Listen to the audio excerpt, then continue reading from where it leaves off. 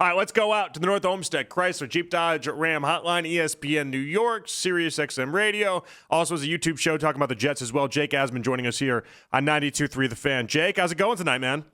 Hey, what's going on, Jonathan? Thanks for having me. Appreciate you. Just trying to be a part of the Asmaniacs, man. How do I? Where's my T-shirt? Well, how do I do this?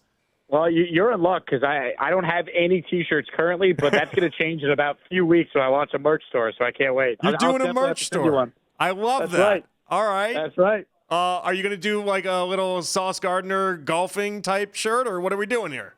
Man, let me tell you, I'm just waiting for the first person in our line of work to criticize Sauce Gardner for playing too much golf. Because you know that's coming, right? He's focused on the wrong things. He's playing golf, not getting ready for the season. And the first completion he allows this year, you know someone's going to have that take in our line of work. I think it's the one thing that he's immune to criticism from, because it would be pot meeting kettle in the absolute worst way imaginable. And I don't think too many of us don't want to out ourselves for how much golf we play, Jake. I think we're like, no.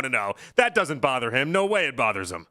Yeah, you might be right. I will say, for someone who's never played golf before, Sauce is pretty good for a guy who picked up the sport 2 weeks ago. It's actually crazy how professional his swing looks. The one thing about golf, and so I love golf, but there's not supposed to be naturals at golf. And like the great athletes, you're not supposed to be a great it's not supposed to translate that way. It doesn't really translate that way, and yet somehow it does for him, which is incredible.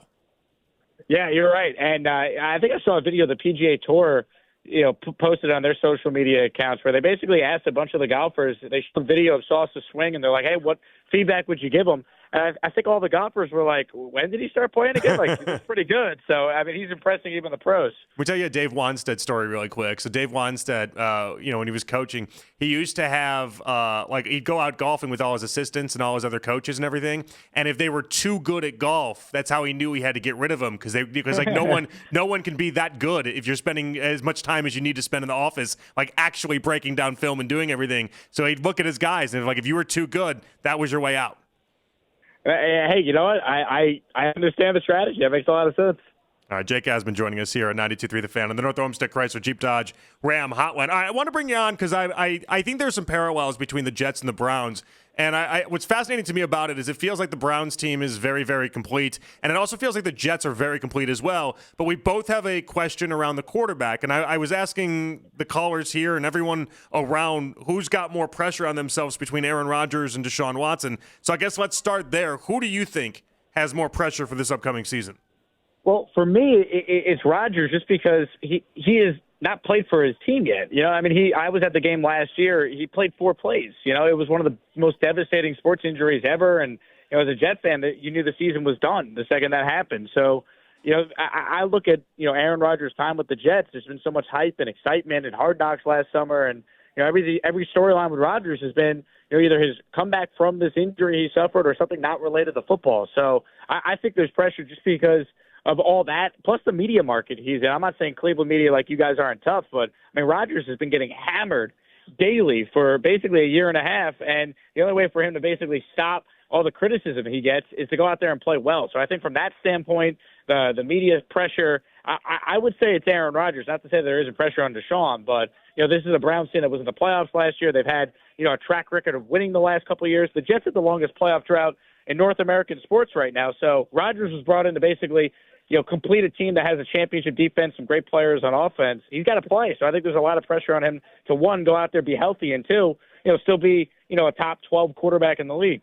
See, I wonder, because I think they both shoulder that responsibility to perform and to do well. But I do wonder if Aaron Rodgers doesn't perform well, if he just kind of shrugs and says, okay, I tried. Whereas I think Deshaun's got to live with that way deeper, because this is Deshaun's chance to kind of cleanse himself in many respects. It's interesting because I covered Deshaun in Houston. I did radio down there for 6 years. So, we haven't seen Texans Deshaun Watson yet since he's been a Cleveland Brown. I guess you almost throw away his first year in Cleveland coming off the suspension. He barely plays. Last year he gets hurt. So, it's a huge year for him as well. You could argue either one. I just being so close to the Jets just know if Aaron doesn't play well, there's a strong possibility. Robert Saleh, the Jet head coach, is fired. Joe Douglas, the Jet GM, is fired. Whereas if Deshaun doesn't play well, I'm not sure if the Browns are going to clean house coming off some of the years they've had, and Stefanski proven he's a really good coach. They might not clean house, but it might be the end for Deshaun Watson in a Browns uniform. And if it's the end for him in a Browns uniform, it's either A, because he's then made of glass and he's gotten injured again, and then no one will trust him, or B, he's not very good at quarterback anymore, and then no one will trust him, and he might just end up being a backup then.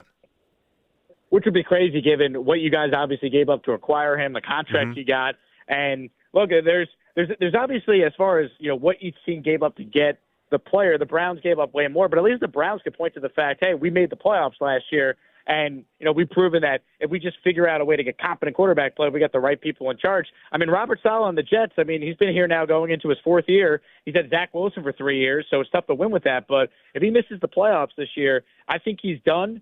Whereas, I think the Cleveland regime might have a chance to kind of see it through with a different quarterback. Watson would be gone, you're right, and I think maybe with the Jets, they'd all be gone. So it depends how you really define the pressure. Pressure on the organization, pressure on the individual player, because you could make a compelling argument for both based on what the criteria is. Let me ask you, and Jake Asman, ESPN New York, joining us. When you were at ESPN Houston, you were friends with our buddy, my buddy, Nick Sciarra, right? Or do you guys cross paths or no? Yeah, it's funny enough. Nick and I actually did a show together, several times, filling in for the great Charlie Palillo, who's a radio god down in Houston. Wow, you use that term way. You use that term. I would never use that term. That's either here nor there.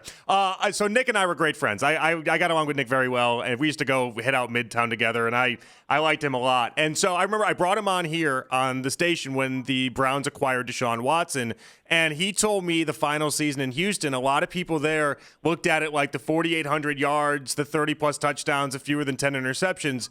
I'll never forget it. He's like, a lot of it was garbage time. He's like, Jonathan, yes, it looks impressive. There's a reason why we only won 4 games, and it was more than just the defense. The numbers were inflated. Do you believe that was true as well, or was Nick seeing this a little off? I think Nick was a little too harsh saying it was all garbage time. I remember that season well, too, and there's definitely some moments where it was garbage time. But, I think all you need to point to is there's a very viral clip of J.J. Watt and what ended up being his last game ever as a Texan, basically going up to Deshaun after that game and being like, we wasted one of your years, man. I'm sorry because of how bad the Texans defense was. So while you could say some of his numbers were inflated due to the, garbage time production, Deshaun Watson, I could tell you, still played like a top 5 quarterback that season, top 10 for sure. I was at the game against the Buffalo Bills where he was the reason why they basically came back in that wild card game and won. Deshaun, Houston Texans, Deshaun Watson was one of the better young quarterbacks in the league. We haven't seen that in Cleveland, obviously, but I think it's unfair to say, his last good year in the NFL, it was all because of garbage time production. I wouldn't buy into that much. If everything hadn't gone down the way it did, do you feel like he'd be a top 5 quarterback, he'd have the playoff wins and accomplish everything that he wasn't able to accomplish? He was on the right path to doing it. The biggest issue for Deshaun was, who they hired, right? They bring in Jack Easterby, who's a preacher, to essentially be the general manager with Bill O'Brien. O'Brien gets fired. Easterby is not equipped to run a franchise, and Deshaun finally wants out. And after he puts in the trade request, then you have all these sexual, allegation lawsuits that come out against him. So I guess we'll never know. If they had more stable management down in Texas, and Deshaun obviously didn't deal with the legal situation that he dealt with, he might still be in Houston, and there's an alternate universe where him and Patrick Mahomes are meeting in the playoffs every other year. Jake Asman joining us here on 92.3 The Fan. Of course, he is of ESPN New York. He's on Mad Dog Radio, Sirius XM Radio as well. Let me ask you back to the Jets. There's something about Robert Saleh I just don't buy into. Is that me being off there, or can you make a selling point on him? Look, the thing I would say about Saleh is through 3 years, he does some good things you like as a head coach. There's also a lot of question marks. This team comes out in games way too flat. They take way too long at times to make adjustments. Last year, I think they led the NFL in penalties. That being said, he got here. They were 32nd in defense his first year. They've been top 5 with no offense the last 2 years. You could point to some of the hires he's made on his coaching staff that have been really good on that side of the ball. The player development has been very good. The best it's been since Rex Ryan was the Jet head coach. So, look, Saleh leaves a lot to be desired. That said, at least he's an expert on his side of the ball. If he gets competent quarterback play, which he should with Aaron Rodgers, and if, God forbid, Aaron can't play all 17 games, at least you have a legit veteran backup in Tyrod Taylor who can play the other 2 to 3 if Aaron can't play a full 17. So this has got to be the year for Saleh. If he can't get this team with this roster in the playoffs, he's going to be gone, and it would be justified. It's just tough to really know what he is fully as a head coach because he's won 7 games the last 2 years with, objectively speaking, historically bad quarterback play. They did win 3 of their final 5. They play hard for him. The players love him. So I don't think he's a great head coach, but I think Mike Vrabel is an excellent head coach. He won less games than Saleh did this past year because of all the quarterback injuries they had in Tennessee. So you still need a quarterback at the end of the day or you don't have a chance. True. Who excites you more, Breece Hall or Garrett Wilson?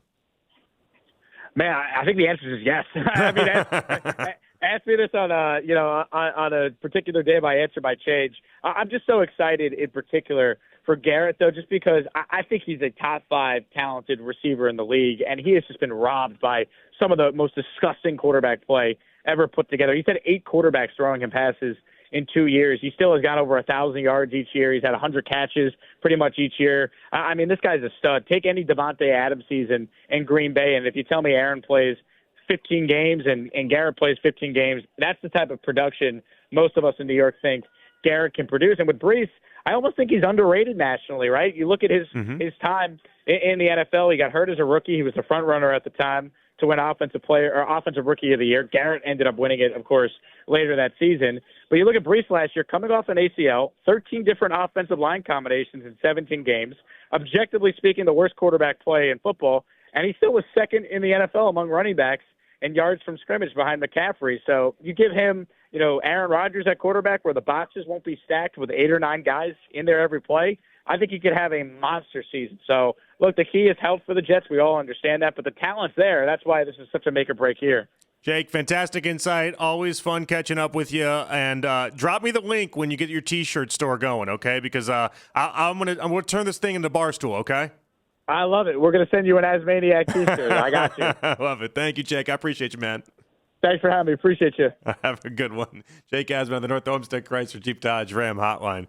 I mean, he's killing it. He has his YouTube is why he's got all sorts of meetups and everything like that. He's got a little cult following there, man. That's fun. I love that stuff. But the part about Deshaun, and it's interesting because I bring him on for the Aaron Rodgers versus Deshaun part of the equation, and I obviously know him from his time in Houston. That's where we first ended up crossing paths, though he crossed paths later than I did, so we have that weird vibe of us knowing a lot of mutual friends because we worked in some of the same spots, but also in the same respect, we also never really truly crossed paths. But I've had him on the show before, and I've had him, obviously we go back and forth on DMs and everything, but I think it's interesting the perspective on Aaron Rodgers in that question. And who's got the most pressure between Rodgers and Watson? Because for me, I think it's unequivocally Deshaun Watson. But I do like the idea that he is stamping down the last year in Houston for Deshaun Watson as being much better than at least our buddy Nick kind of painted it out to be.